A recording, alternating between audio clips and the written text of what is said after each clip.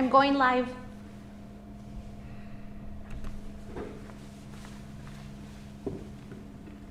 wow, it's almost 7. Cool. You guys ready? Yes. You guys ready? Okay, good. You sure to turn your cell phones off, so it'll silent or vibrate. Think about it.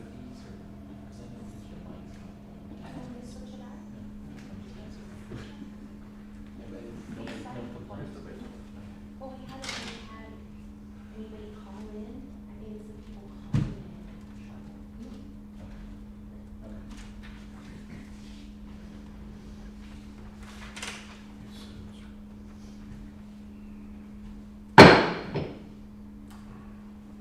Good evening, and welcome to this regular meeting of the Helotes City Council. It's March 25th, 2021, and we're underway at 7 p.m.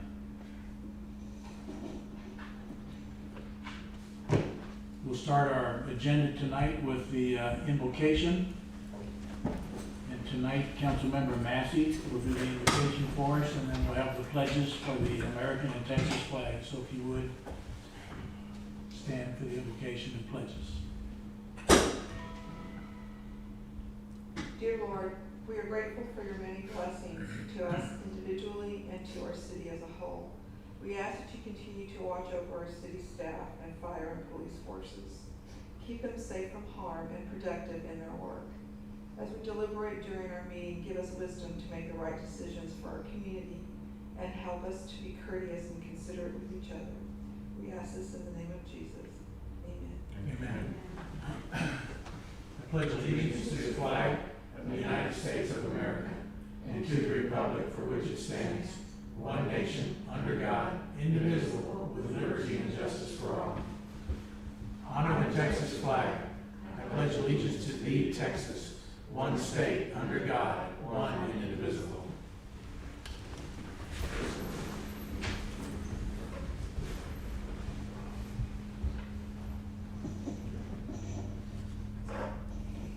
Okay, next up we have a public hearing, and we'll open this public hearing at 7:01.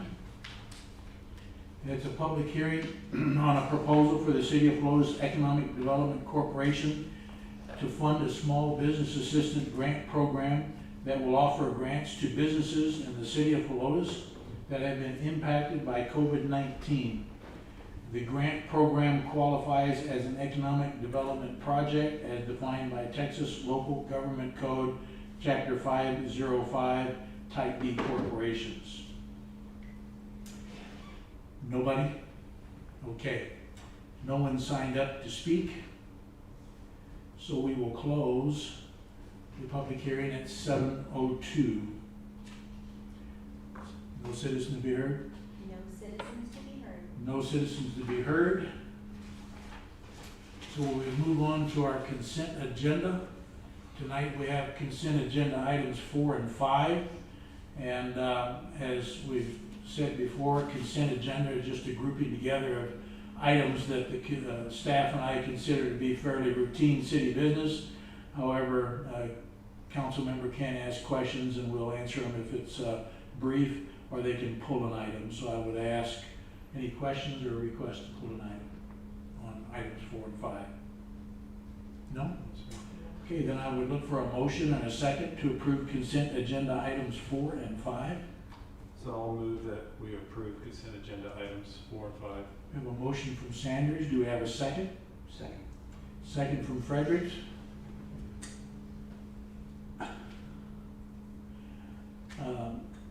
Having a motion and a second and no discussion required, we'll call the question. All in favor, say aye to approve the consent agenda. Consent agenda items 4 and 5. All in favor, say aye. Aye. Opposed, say no. Motion carries. Turn on my Bluetooth here. Okay. Next, we have items for individual consideration. And first up, item 6, we have a presentation by our auditor from Armstrong, Vaughn and Associates. And we'll have a discussion and action once the presentation is done. And this is for fiscal year ending 2020 comprehensive annual financial report for the City of Helotes and the City of Helotes Economic Development Corporation. So Kim, you can take your mask off if you want, and that way maybe we can understand you. I want to make sure y'all can understand me okay. So Yeah, I'll go okay, ahead very and- good, and welcome, and we appreciate you being here. Well, good evening, council, and everyone in the audience. I'm happy to be here this evening. As Mayor introduced me, I'm Kim Roach with Armstrong, Vaughn and Associates. We conducted the audit for the year ended September 30, 2020. And you've got your bound reports there in front of you. However, we put together a quick PowerPoint that may help highlight just some of the summary and the items to go over. The first slide. Great, could you flip the switch over, please? Yes, sir. Thanks.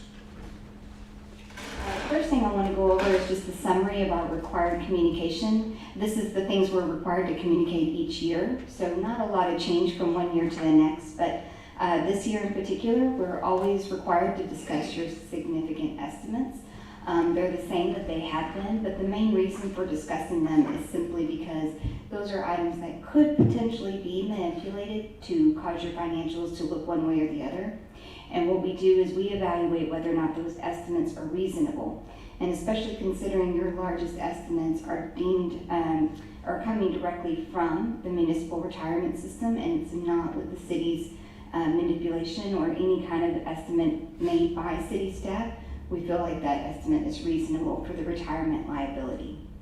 Additionally, you also have estimates for your useful lives of depreciable assets, but that's based on industry standard, as well as the collectability of your EMS receivable. And we certainly look back in history and kind of look at what the collection rate has been there. Additionally, we're required to tell you about any significant disclosures in the audit report. And the only one we feel like is significant, mostly just because it does have those estimates involved, is related to the retirement system. But it's been pretty, hasn't changed too much other than some of the actuarial information from one year to the next for the last few years. And then finally, you did comply with the Public Funds Investment Act. Any questions on that slide? Well, the next slide, we're actually required to present your audit in two different formats. The first format is actually going to be covered here in this first slide. It takes the city and kind of converts it as if you were in like a business type of realm. And so therefore it pulls in all of your long-term assets and all of your long-term liabilities. So where normally in your budgeting cycle, you don't necessarily look at some of your buildings and infrastructure and how they impact the financials. In this particular statement, you would. Additionally, you also usually only budget for the current year bond payments or certificate of obligation payments, but this actually shows all of those long-term, all those future payments, as well as that retirement liability that I was referring to. So when looking at all of that, you can see that your total assets are $16.1 million, and about 58% of that is actually within the city's capital assets, such as the buildings, infrastructure, and equipment. And so really that actually makes you a very liquid city, the fact that you've got almost half and half. A lot of cities would have more actually invested within their capital assets. For you all, it's not that you don't have a lot, it's just that you have a lot of cash available on hand or other current assets, including the receivable of the sales tax from the state. Since your sales tax is so high and the state is 2 months behind in remitting those payments to the city or to all cities, then that causes a fairly large receivable at the end of the year. So that's part of what's causing your current assets to be so high, which is great. You can see that you had total liabilities, and that's including your retirement liability as well as all future certificate payments, and they're just under 11 million. And so that leaves you with a net position of just over 5 million. Of that, because we do have to pull out how much is actually invested within the capital assets, you can see you actually had a deficit in your unrestricted net position. Now that may seem concerning, but that deficit actually did fall down a little bit from last year. The previous year was actually about 2.8 million versus the 2.5 this year.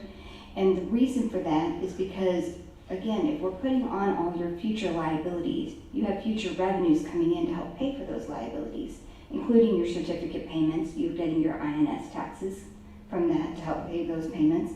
But you're also just going to have your general revenue from year to year to help go towards those retirement contributions that you make monthly to the retirement system.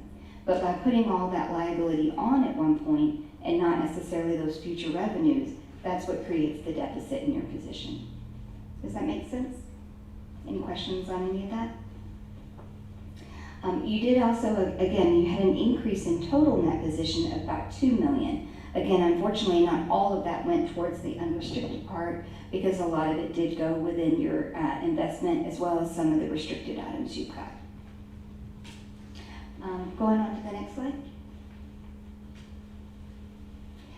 Okay, so now we're going to kind of talk about just the general fund as a whole. Now in this particular slide, I've removed all of those long-term items, and so it's really much more as to how the city actually operates and budgets. So in your general fund, you had $2.7 million, total liabilities of just under $1 million, which left you with a fund balance of $1.77 million, so about $1.8 million nearly. The majority of this, almost all of it, is considered unassigned, which means you can use it for any general operating expenditures. And so that leaves you about 3.4 months worth of average operating expenditures on hand at the end of the year. You may recall in previous years we've said that GFOA usually recommends somewhere between 2 to 5. And so last year y'all were just under 3, so this year you're just a little over 3. So moving up into a little bit more of that healthy position, even though last year was still considered healthy, a little bit more of in that more acceptable range. You did also have an increase in your general fund balance this year of $149,000. Any questions on that slide? Well, as I've been told, pictures sometimes tell a million words, so I also have a couple of charts here for you. The first one, you can see your budget versus your actual for both your revenues and expenditures. The main reason for your revenues falling short of your final budget really was a direct impact because of COVID-19. Unfortunately, your license and permits didn't come up quite to what the budgeted figures were, as well as also, of course, you had only half the year worth of market days. So again, those two items alone had a pretty significant impact compared to the budget. The budget was also a little bit more aggressive compared to previous year's revenues, and so even though the current year revenues you'll see here in a little bit are actually higher than the prior year, even though they didn't come quite up to what the final budget showed them to be. But that's offset by your expenditures falling very low, below budget. And the main reasons for that was because you did have your salaries fell under budget and across all the departments, with one exception, and that was in fire. But for the most part, and the department itself was still, I believe, under budget. But your total expenditures were obviously below budget, but for the most part, it was just kind of an even kill across all the departments. There wasn't any one particular outlier. Any questions on that? Going on to the next slide. Also thought it would be helpful to see the general fund compared to the last couple of years. So you can see there the previous 2 years compared to 2020.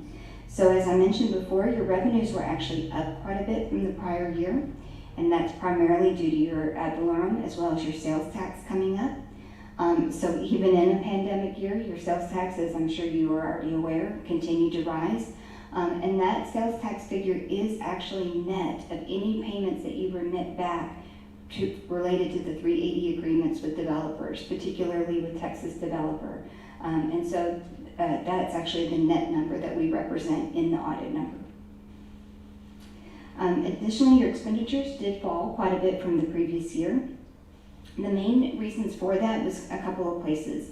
One, in 2019, there was some additional building maintenance, which caused a little bit of an unusual spike in your 2019 expenditures. But also the way that we had to, or the way that the city presented some of the payments on the capital lease items for particularly the police vehicles have been leased out through Ford Motor Credit. And historically, those payments have been shown as departmental expenditures or debt service. And so this year what happened is they were actually shown, rather than being general fund expenditures, they were shown as transfers out and let the debt service fund actually pay those. And so since those are considered transfers and not expenditures, that was another reason for the drop. That was about $300,000. So you still make the payments, it was just a presentation essentially. Any questions on that? And then as I mentioned, the fund balance did increase this year by about $149,000. And you can see just kind of the previous couple of years, that's just the change from the general fund from one year to the next. And so again, 2019 was a little bit of a hit just simply because of some of those one-time line items, as well as just an overall increase in expenditures through a lot of the different departments. But the 2020 pulled some of those back. And then the last slide is just to kind of give you a little bit of a picture related to your pension retirement liability. These are actually presented as of the calendar year, which is how the retirement system's fiscal year falls. And so as of 2019, the city was considered 94% funded, which for all Texas cities within the Texas Municipal Retirement System, all of them are very well funded. But in particular, to see 94% is a very nice funding level. Most Texas cities average somewhere between the 80 and 90% range. And you can see that that's actually up from 2018. And so, of course, as your funding level goes up, that's what's driving your liability down. And the main reason of change from 2018 to 2019 was simply because, again, the numbers that the retirement system provides to the city are all going to be based on estimates and assumptions that they believe will come true. Well, as it turned out, their investment incomes, the payments that the city makes towards the retirement system, earned a lot higher investment interest income than they anticipated. Of course, that was again for the calendar year 2019. So very likely for 2020, we'll probably see that investment return come down. And so it's possible that your liability will go up next fiscal year. Any questions on any of that? Well, those were all the major highlights for the city's audit that I wanted to share with you. A couple of interesting points that have come up when I've met with management and with the mayor in the past. One particular table I thought might be of interest to you. If you look in your bound reports, if you'll turn to page 101. This is simply just some additional information, but it's kind of interesting because it shows you the last 10 years, and you can see really how much the city has grown. And 10 years is a long time, but it's amazing to see it laid out like this. And it's clean up. I apologize, I should have given you a heads up. I was going to flip one page to the report. But so you can see in those 10 years, the total tax revenues for the city have actually more than doubled. And that's really in all areas, in ad valorem and in sales tax, as well as in franchise fees. But just to see the sales tax jump up from $971,000 to almost $4 million in 10 years is just amazing. And again, these sales tax numbers are net any remittance back to any developer payments related to 380 agreements. So very interesting numbers sometimes in the statistical tables.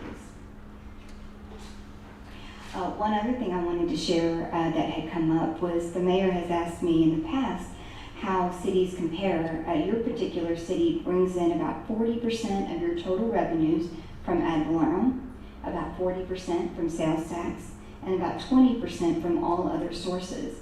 And so I know we've talked about in the past, how does that kind of relate or compare to other cities? And I wish I could give you an answer, but when I went back and did some research after we met, I found that it is all over the board.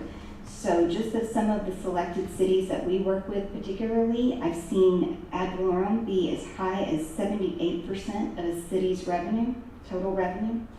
I've also seen ad valorem be as low as 25% of a city's total revenue. So your 40%, somewhere right there in the middle.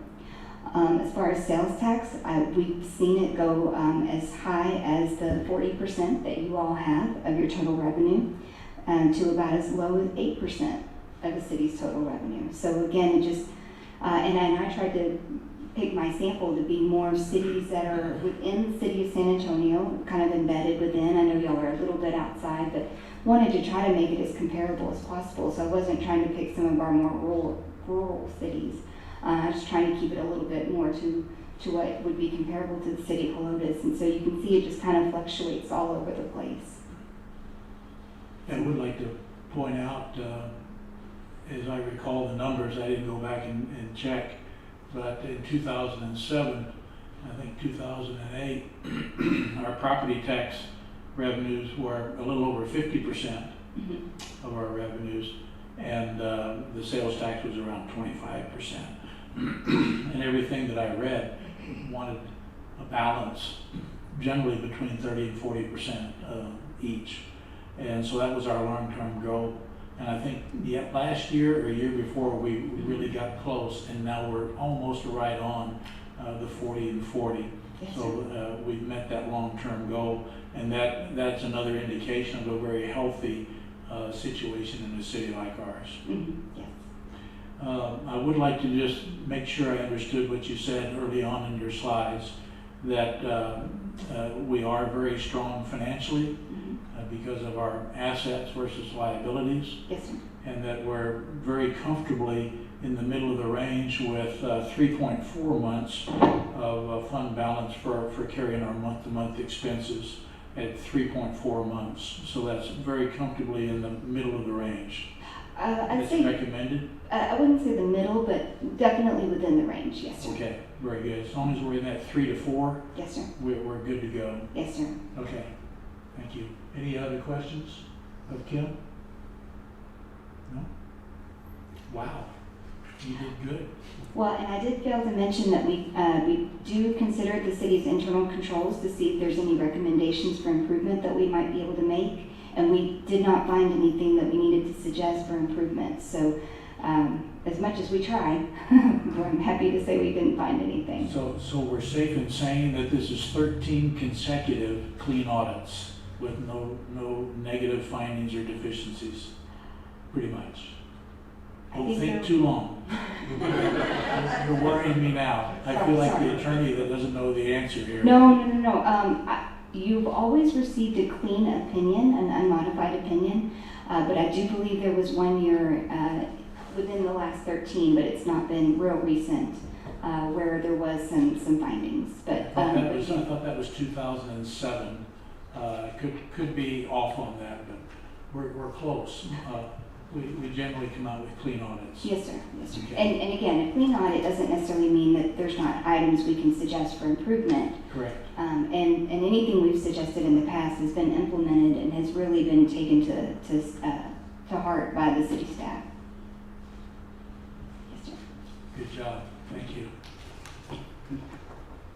I know that council will study this flexible copy of the audit from cover to cover. I know I keep them all. Thanks again. Okay, next up we have item number 7, discussion of an action on a grant application. However, I met with Josh and Marion, and after going through this, we had some discussion on another way to approach this. So they asked me to pull this item, and Josh is going to be reworking a presentation to come back at a later date. Yeah. I'm sorry. Oh, we have to take action on the audit. Yes, sir. You beat Okay. to it. Well, I tell you what, he's sharp. I won't go that far. Well, trying to be kind. Anyway, I did have action circled here, but I'm so anxious to get on to the rest of it. So, okay, Kim did a great job, and so we do have discussion and action on the audit, and we didn't have any questions, so I guess I'll ask if there are any discussion. Any discussion? No? Then with that, we'll call for a motion to approve the audit for fiscal year ending 2020. Mr. Mayor, I move that we approve our 2020 comprehensive annual financial report fiscal year. Okay, we have a motion from Massey. Do we have a second? A second. Second from Sanders. And again, no discussion being requested. We'll call the question. All in favor of approving the 2020 fiscal year ending audit, and this will be for the city and the EDC, say aye. Aye. Opposed, say no. Motion carries and the audit is approved. Okay, and we pulled 7, so we'll go on to 8. This is first reading on a resolution approving a project of the Helotes Economic Development Corporation to establish a second small business assistance grant program that will offer grants to qualified businesses within the corporate limits of Helotes and those that have been impacted by COVID-19. Mary, did you want to read through that? Yeah, if you want to just go, if you want to do 8 and 9 at the same time, first and second reading. We can, if you can get by with just one reading, and I think Yes. we can, that's what we've done before.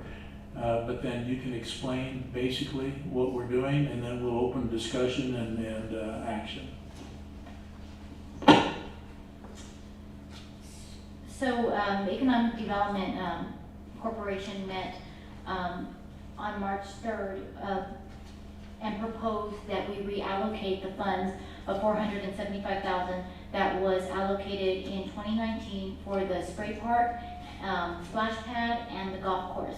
They're not, it's just reallocating those funds for a future date to a small business assistance grant program to assist with the still impact of the small businesses that have been impacted with COVID.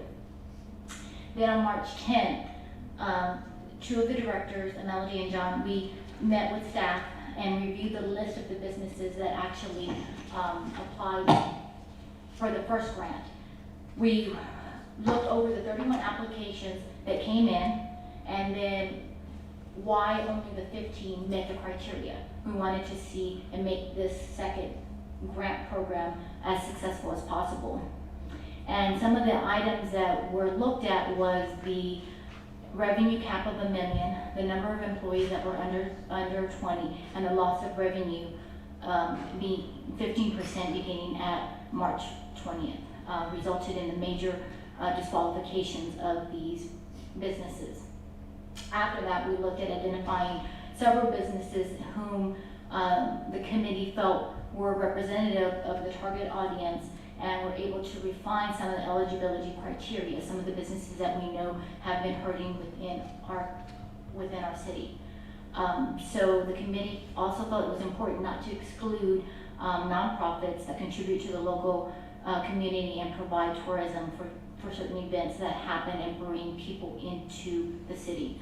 So these were the following criteria that were looked at. They must meet the definitions of an eligible small business that's listed in the guide that's attached as attachment B. Located within the corporate city limits of Helotes, must have a current CFO, must be in business prior to February 2020, must have at least 40 or fewer full-time equivalent employees, annual gross revenue of less than $4 million. If they are local franchisors, they can apply but only have one franchise location. Demonstrate a loss of 15 or more at any quarter comparable from 2020 to 2019. The applicant must be willing to maintain a current level of employees and remain in business for at least 6 months. Nonprofits that apply must have a minimum gross annual revenue of $10,000, and then uneligible industries would be listed there. And then the businesses that receive the COVID grant from the LIFT fund could be eligible, but can be offered or reduced. And the reason we say that is there was one business that actually would have applied for a grant and would have turned down the Bear County. They only received $5,000 in Bear County grant, but because they received $5,000, they were not eligible for ours at the time, which was $20,000. And if they had known that, they would have said, no thank you, and applied for ours. So we felt that this could be a criteria for a business like that. We don't want to make them ineligible, like the Bear County had when we did the CARES. So the financial impact would be the 475, 430 would go into loan distribution, and there'd be a sliding scale. So when we did the grants before, it was a set amount, and we didn't know, like we said, how many are gonna apply. So we've asked them to do a sliding scale, so if less people apply, then they will charge us less money to administer the, so if you have less applicants, it would only be like $7,000 to administer that, if it's more, but it would be a cap, and this would be a cap of $45,000 would be the most that we would charge for this amount, loan distribution amount. But we also are we've had some lessons learned from the last time, because we had a couple of businesses that applied that we realized, as we reviewed it, that we can look at it and ensure that they have the proper CFO. We could look at it before they did and not be charged, since we're doing the sliding scale. So we would get the list of, as soon as they apply, we'd get that link, we could look at it, we could verify the CFO, we could verify they actually have a building here. We had one that did not, that type of thing, that they actually closed the building. Well, BCL wouldn't have known that, because the CFO looked active at the time, but the building had actually already closed. And so until we got the list later on down the process, then we went back and said, wait a minute, this business was not eligible because we just drove by there and lights are off, the building's closed. We can do this prior to them going through the full application and so forth, because the business never told BCL, oh yeah, we closed our doors, that type of thing. So there's some things that staff can do prior to that, prior to it getting to that part of the application process. The business guide actually shows you what the process review is, with the program overview, how they're eligible, who's ineligible, the use of funds, and this will be all put into the website. It will also be they have a really good online portal, which we used the last time, where they logged in, put their stuff, was able to connect when when we had the contract with them the last time. What we did was, the mayor and I actually made phone calls to businesses initially, then we sent out an email, and then we posted it on our social media and website. Then BCL went behind us and made the second phone call. Did you hear? And they were actually very surprised because a lot of cities say, hey, we've made all these connections, and they haven't. A lot of our businesses did hear about the program. They were just apprehensive at first.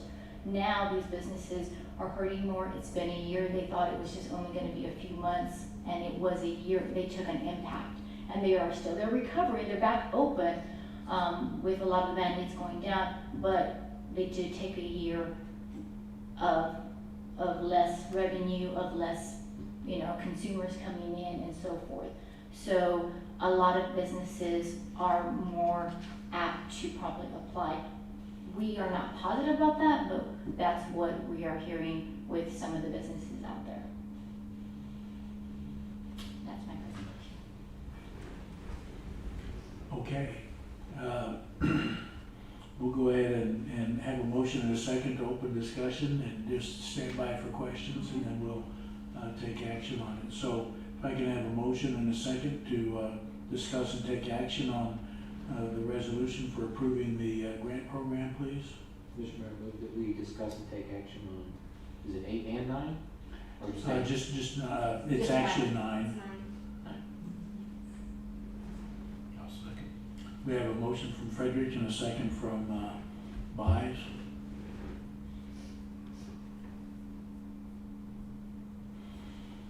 Okay, Paul, it's your up. I know we've contracted with the BCO before, Yes. but what are we getting for the 45,000? And the EDC can't process these applications? I know you want an independent, you want somebody to be a little more independent. We do, but they also verify a lot of the financial part of it and so forth. We don't have the expertise that like BCO or Live Fund does, and if you look at other entities, they have actually, there's really 3 different companies out there. I can't remember the third one, People Fund, Live Fund, and BCL.